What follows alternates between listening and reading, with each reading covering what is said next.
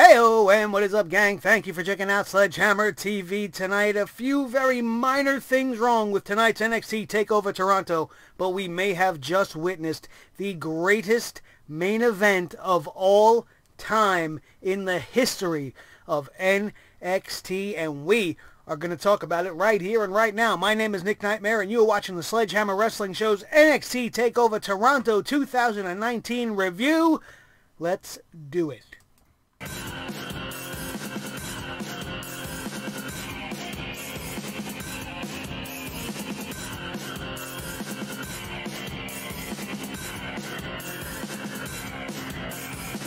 Sledgehammer Wrestling Show.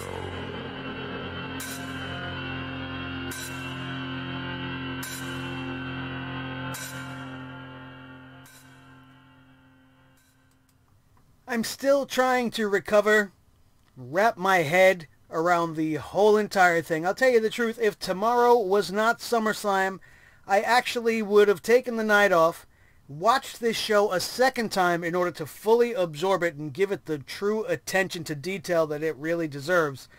Because tonight's NXT TakeOver, for the most part, was one of the best shows you are going to see all year long. And it's not just hyperbole. I'm not just hyping it up because it's NXT and it's not WWE main roster stuff. I'm telling you this because it's an unmitigated fact. I dare you guys to try to come up with a duo. You would be hard-pressed to find a couple, a married couple in the world of professional wrestling with more heart and passion for professional wrestling, with more toughness and more true grit than Mr. and Mrs. Wrestling, Johnny Gargano and Candice Larae.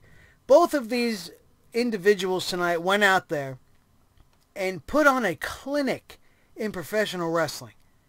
It was unbelievable to watch. At times, I felt as if I was being brutalized and that I felt everything that both of them were going through. The way they sell in the ring, the way they perform, the way they just keep on coming. They take the beating and keep coming at you like psychotic Energizer bunnies. They take that licking and keep on ticking and banging the drum the whole way along, trying to win their matchup. In Gargano's case, it was for the NXT Heavyweight Championship. In Candice LeRae's case, it was for absolutely nothing more than self-respect, for personal gratification. And that matchup, the way that those two ladies fought, Io Shirai and Candice LeRae both, fought like wrestling in that match mattered, like it was for something more than just winning a match. And I think that's one of the reasons why we had a problem with the NXT Women's Championship matchup. Let's talk about some of the errors that I found in tonight's show, starting off with the most obvious. Shayna Baszler and Mia Yim, my God, what a letdown. I was actually looking forward to this match. If you watch the preview and prediction show, you know I'm all kinds of wrong with my predictions going in. But I really expected this to be a much more intense, much more intriguing matchup. Something a lot more exciting than what we got. What we got was a match that was, one, way too long, and two, booked way too boring. It was booked very classic wrestling style. Not that there's really so much wrong with that, but you have to have ebbs and flows in a match, and you can't just really be ground and pound and submission moves the whole way through. I know that Shayna Baszler's gimmick, she's the submission magician, I get it, you know, but there's got to be something a little bit more, especially when there's a title on the line. One of the problems that I think this match had going in was just having to follow the previous women's match, which was absolutely, hands down, maybe my favorite match of the night. I thought that match was fantastic, and it was hard for me to even come down off that match and enjoy the triple threat match that was to follow. Maybe they booked Mia Yim completely wrong. Maybe the sympathy route was the way to go with Mia Yim. Maybe having Baszler and her cohorts constantly attacking Mia Yim, giving her that underdog feel, give the NXT universe a reason to get behind her. But by showcasing her as somebody who's going against bullying by being a bigger, badder bully than everybody else, maybe was not the right call, and it caused some sort of a disconnect because the crowd, even in a wrestling hot city like Toronto, didn't give a shit about Mia Yim tonight, nor did they really give a shit about 90% of that matchup. They really only started to get into it when they felt like the match was coming to an end, and the ending was a little bit of a disappointment. It was underwhelming. Shayna Baszler just coming up with some weird submission and ended up choking out Mia Yim. And another thing that probably failed this matchup was just its positioning on the card. It's quite possible that if NXT TakeOver Toronto opened with this matchup, there would have been a different energy behind it. The crowd would have been hyped. Maybe the women could have fed off of that and gave us something maybe a little bit more hyped from feeding off of the audience. I don't know. All I know is that this was one of the, I'm not going to say the worst, but one of my least favorite Shayna Baszler matches. And maybe it is because Mia Yim was just truly not primed and primed, not primed, was not primed ready for that particular spotlight just yet. I'm a huge fan of Mia Yim. I think she's got a tremendous amount of potential. The sky is the limit. There is no ceiling on a girl like that. I just think that now might not have been the time. And it's not really their fault down there in NXT. You know, they had their talent rated. They had lost the viable challengers in Kairi Sane, and Io Shirai was busy on this evening, even though she has lost in 3 attempts in 3 fantastic matches, and to follow it up with a match like this just didn't do anybody any favors. Another thing I wanted to talk about was the triple threat matchup. This was hands down the best men's match of the night that didn't involve the NXT Heavyweight Championship. That whole matchup, the main event of tonight, exists on a planet of its own. But outside of that matchup, this was my favorite match for the men. And I know that's kind of stupid to say, but almost every single match on this night ended up with me giving that, man, this is one of my favorite matches ever, with the exception of the Baszler-Yim match, of course. But the triple threat match is not free from some errors, in my opinion. Some of the bigger spots in the match were a little bit sloppy and a little bit mistimed. In one instance, it was due to the Velveteen Dream not being in the correct position. He had to scramble to get in the right position at the right time, and was fortunately able to get in there just as Pete Dunne executed that moonsault to the outside, and was able to get there in time. The second time was more Pete Dunne's fault, I believe, or Roderick Strong, whoever it was, executing that superplex from the top rope, and the Velveteen Dream was supposed to go with them, but kind of missed and still kind of took the fall. It kind of looked a little silly, but he really was left with no choice but to make it look as good as possible. And you might seem like I'm nitpicking, but that's what we do here on this channel. We call it like I see it. It was just a couple of times for the most part. I thought that Pete Dunne being pinned to allow the Velveteen Dream to retain the championship in this matchup was not really that smart of a thing to do, especially with the way he was coming in off of such a dominant reign as the NXT UK champion. Is the Velveteen Dream really worthy of getting that clean pin? I don't know if that's the case or not. Maybe he is. Maybe it was just the wrong call. In fact, the whole involvement of Roderick Strong in this match in the first place made me believe that he was going to be the reason the Velveteen Dream lost the title, as Pete Dunne would have, in my opinion, I thought Pete Dunne was going to pin Roderick Strong, allowing the Velveteen Dream to lose the championship without actually losing the matchup. What we got was something far different from any of that. Roderick Strong put on one hell of a performance. This guy looked so fucking amazing tonight that even if he did suffer the loss and got the pinfall, it would have done him no damage at all. If you did not know anything about Roderick Strong and you watched this match and this was your first time viewing him, then you've got to be a big fan of what this guy brings to the ring. He was fantastic. You want to talk about being a standout in a triple threat matchup featuring the Velveteen Dream and Pete Dunne, and Roderick Strong maybe stood out as the all-star. That's how stacked the roster is as far as pure talent in NXT. It was an amazing triple threat match. It was a lot of fun. Those were the few little things that I found wrong with it that we started off with. Other than that, this match was just so goddamn good. Maybe the best match I've seen for the Velveteen Dream. Very hard-hitting, very intense, lots of great high spots, and it was just back and forth action. Really on the edge of your seat type stuff. You couldn't tell who was really going to come out with the win. So many close near falls, and the way it ended, maybe to some of you might have been a little bit underwhelming, but I thought it lent itself very well to the story they were trying to tell. Roderick Strong was this close to pinning Pete Dunne for the championship after executing some fantastic maneuvers and setting himself up for the pinfall. The Velveteen Dream came in from out of nowhere, got rid of Roderick Strong, and then stole the pinfall and got the win here, as the Velveteen Dream remains our North American champion. And what a championship match this was. The Tag Team Championship matchup, we can't forget about that. It was a very, very good matchup, which is just par for the course.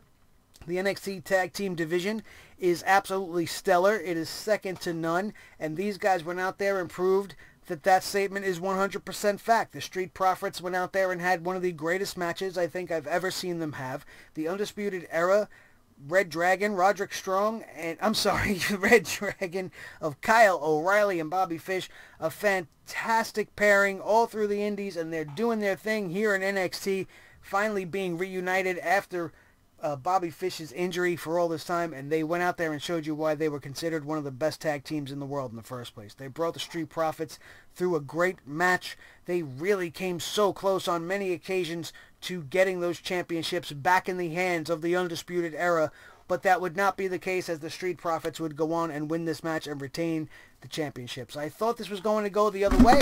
I thought we were going to have the Expedition of Gold for the Undisputed Era, and Roderick Strong was going to win the North American Championship, and O'Reilly and Fish was going to win the Tag Team Championships, and then we were going to have Adam Cole retain the championship later in the night, but that was not the case, as everybody else in the Undisputed Era just came up about this short, and now we get to talk about the fun part of the show, which is, oh, you know what, before I have to bring up bro, because somebody's going to call me out, oh, you forgot to talk about the bro, and if you've been watching me and my NXT stuff, you know I'm not on the Matt Riddle hype train. I'm not sitting there with you guys smoking on the, well, that's not true, but I'm not a big fan of Matt Riddle. I think maybe if the guy just put on some fucking shoes, maybe he wouldn't bother me. I'm kind of in the Lance Storm camp as far as that's concerned. Maybe that's just me being an asshole, but I don't know if it's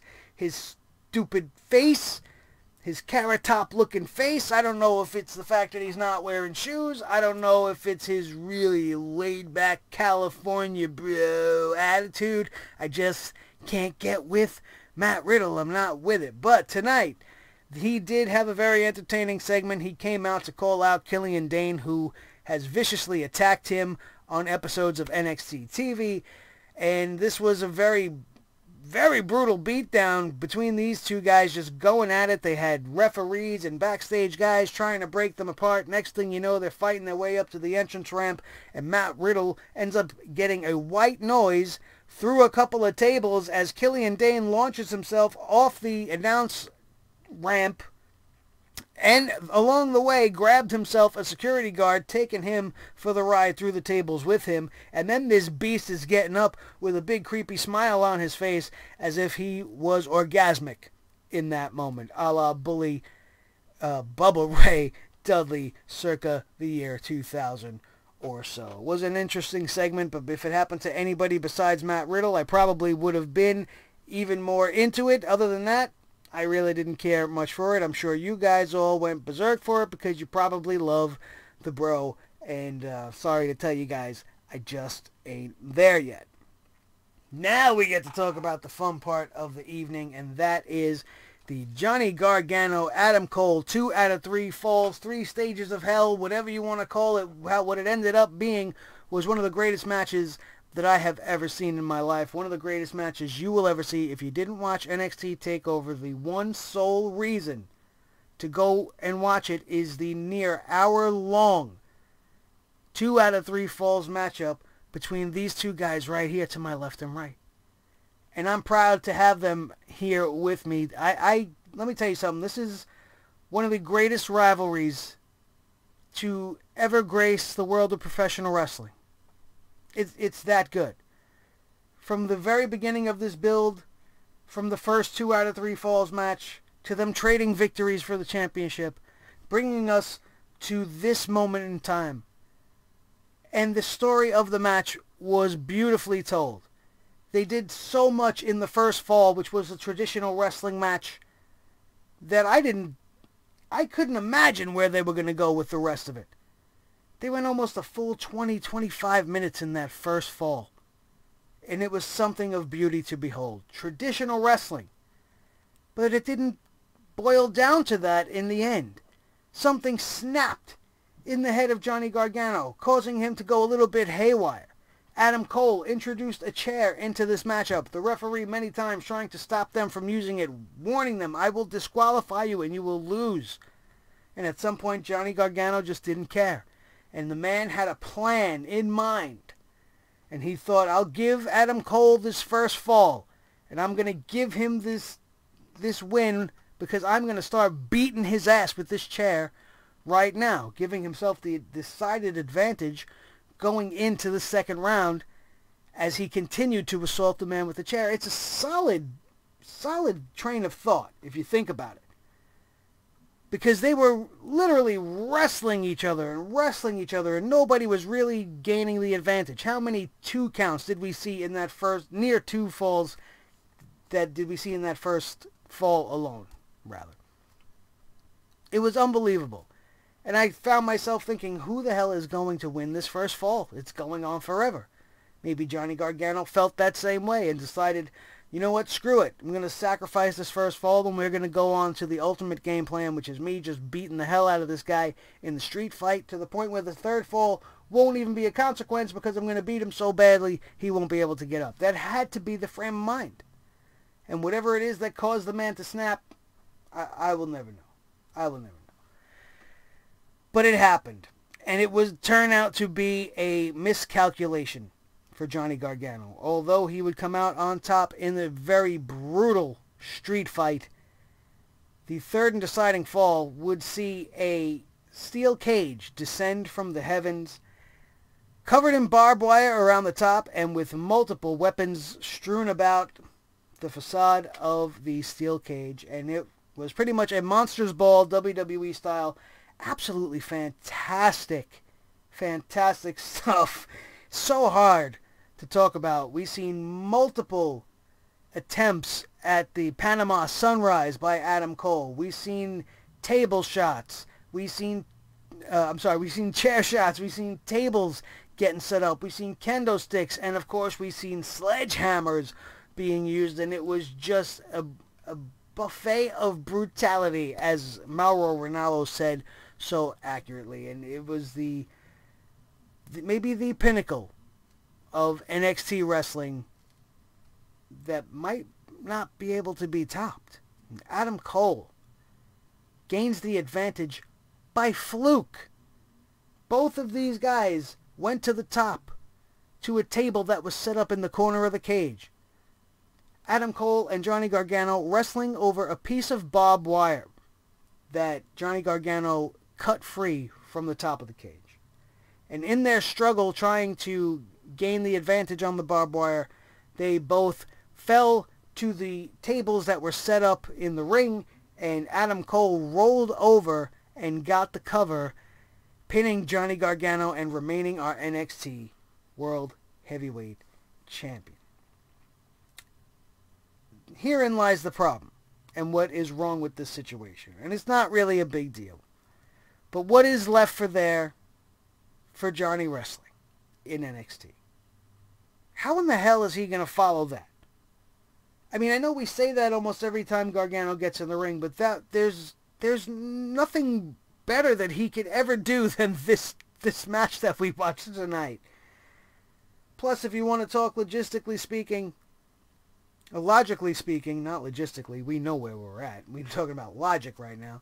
How many more times can Johnny Gargano get a shot at the title? He's had how many at this point over the last 2 years? And then you want to factor in a returning Tommaso Ciampa, who never lost the championship, who's probably going to be over like Rover and is going to be looking to get his hands back on Goldie sooner than later. How does Johnny Gargano fit into this now? Are we going to have to go back to Gargano versus Ciampa, Gargano and Ciampa as DIY, going against the Undisputed Era with Adam Cole?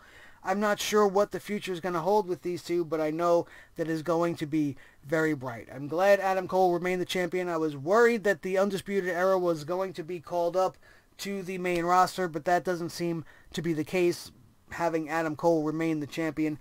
That might be the case for Johnny Gargano. Maybe he's going to come up to SmackDown Live, being that the Fox Networks want a more wrestling feel to their show. Nothing better than Johnny Wrestling for a more wrestling show. And it would give us a great matchup between Johnny Gargano and Daniel Bryan. We could have that feud going on, which would be unbelievable to see, especially with the new Daniel Bryan in this heel role that he's in. That might be something for the future of Johnny Gargano we can get behind. But that's me giving the WWE a whole lot more credit than they deserve. We didn't really talk too much about the Io Shirai versus Candice LeRae match, which was just unbelievable. It was unbelievable. I love the new attitude and the new persona of Io Shirai. Right down to the entrances and the music and everything about her. The newfound intensity and this take no prisoners attitude. Candice LeRae took everything this girl could absolutely throw at her, doing Johnny Wrestling proud and giving him a run for his money, if I'm being honest with you.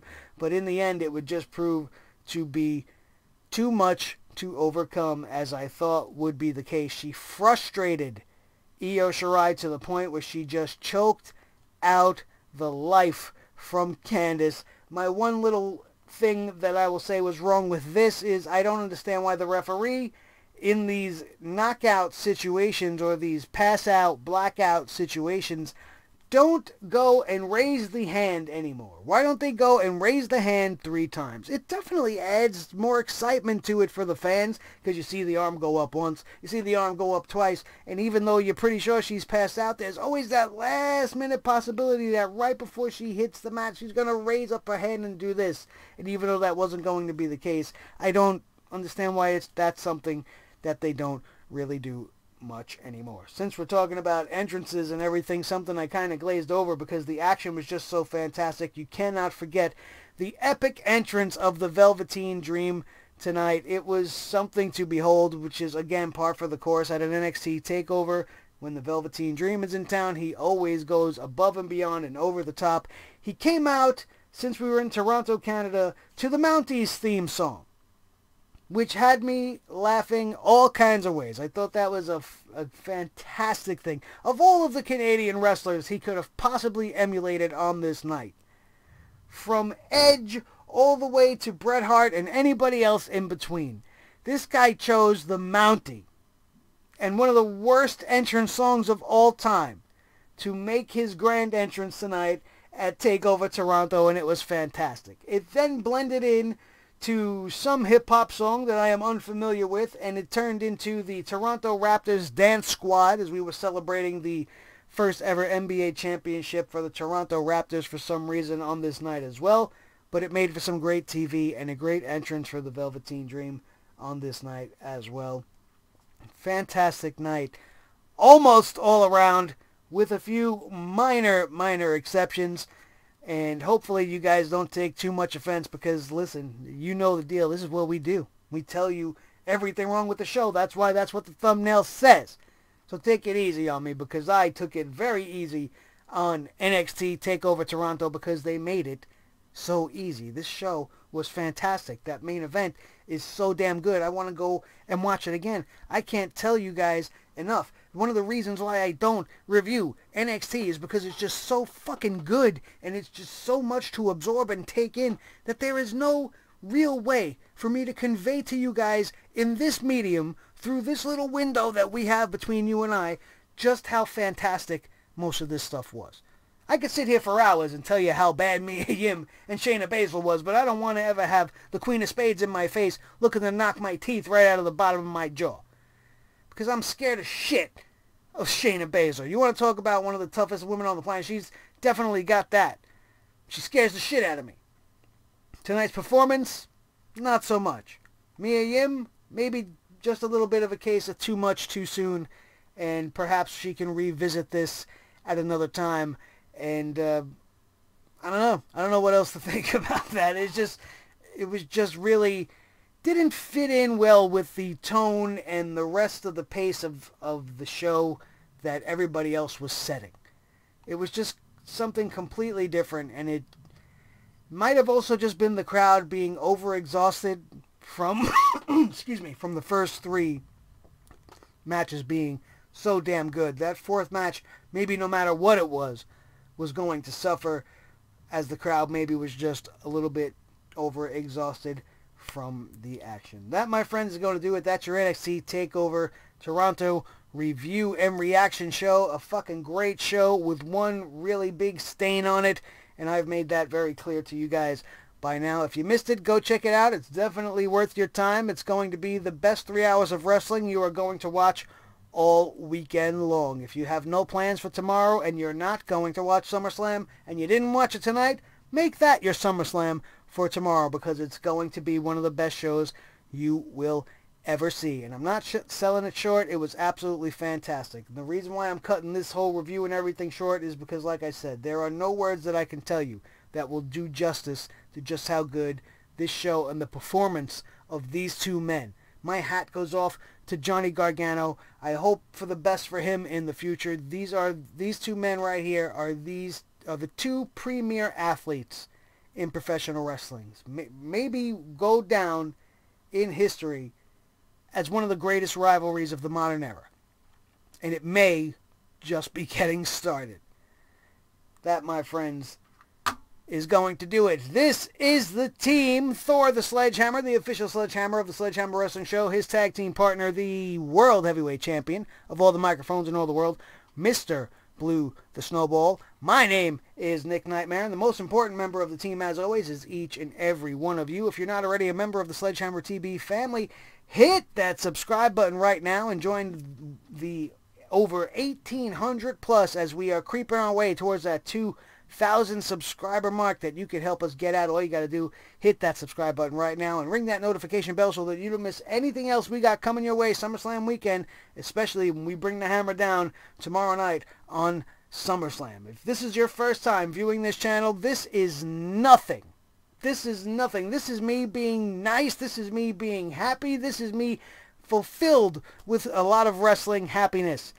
You want to see the complete other end of the spectrum? Make sure you're here tomorrow night, because I guarantee you we ain't going to get anything near close to what we got tonight. And if you want to see my preview and predictions for tomorrow's shit show, which will be called SummerSlam, it is live on the channel as well as my preview and predictions for this show and everything leading up to it, our Raw and SmackDown reviews and our hammering Hollywood movie reviews are there for you guys as well. That is going to do it, and we are out of here, and we will see you next time right here on your new favorite wrestling show, the Sledgehammer Wrestling Show, only on Sledgehammer TV, right here on YouTube.com. I don't know why I'm fumbling, probably because NXT melted my brain with so much good wrestling, and we have to end this show before I get completely fried out, and then sorry if anybody checks their phone on that ding, and don't forget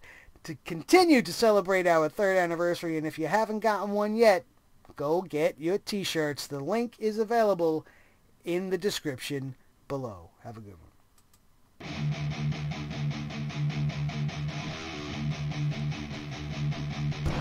Awesome!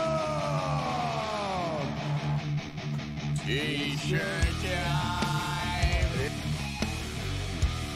You gotta be wearing the official t-shirt.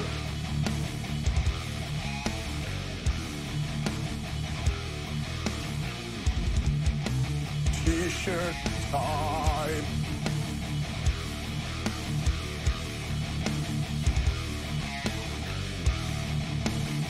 Do it. Do it.